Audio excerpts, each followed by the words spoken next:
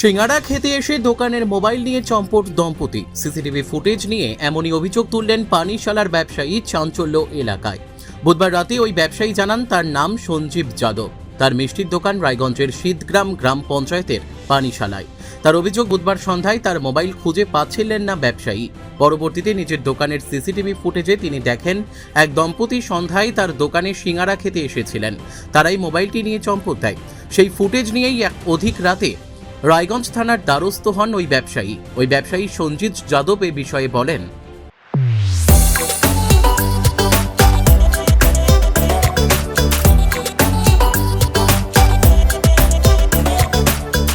আপনার নাম? সঞ্জিত যাদব। বাড়ি কোথায় আপনার? শীতগ্রাম পানিশালা। আচ্ছা, থানায় এসেছেন, কি অভিযোগ আছে আপনার? আমার মিষ্টির দোকান আছে, দোকান থেকে মোবাইলটা রাখানো ছিল ব্রাঞ্চের মধ্যে। তো আমার নিয়ে নিয়েছিল, নিয়ে রেখে দিয়েছে মোবাইল ব্রাঞ্চের মধ্যে। তো আমার দোকানে যে খেতে আসছে সিঙ্গারার চাটনি সিঙ্গারা খাইলো, মোবাইলটা রাখানো ছিল, ওখান থেকে তুলে দুইজন, যে স্বামী স্ত্রী দুজন ছিল, দুজনে পকেটে ভরে নিয়েছে। আচ্ছা, আপনার নিজের দোকানে? নিজের তাদেরকে চিনতে পেরেছেন? হ্যাঁ, ফুটেজ আছে।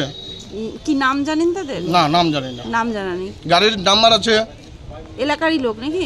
এলাকার নাম না, গাড়ি নাম্বার দেখে মনে হচ্ছে অন্য ডিস্ট্রিক্টের, অন্য জায়গার। থানায় অভিযোগ করবেন? এরকম কি মানে এলাকার মধ্যে এরকম কি এরকম চুরি হয়েছে? হ্যাঁ, পাড়ায় চুরি হয়। পাড়ায় চুরি হয়। আমার দোকানে নিজস্ব দোকানে চুরি হয়েছে আজকে, আমার নিজস্ব মোবাইল। রায়গঞ্জ থেকে বিথিকা পালের রিপোর্ট, কুলিক নিউজ।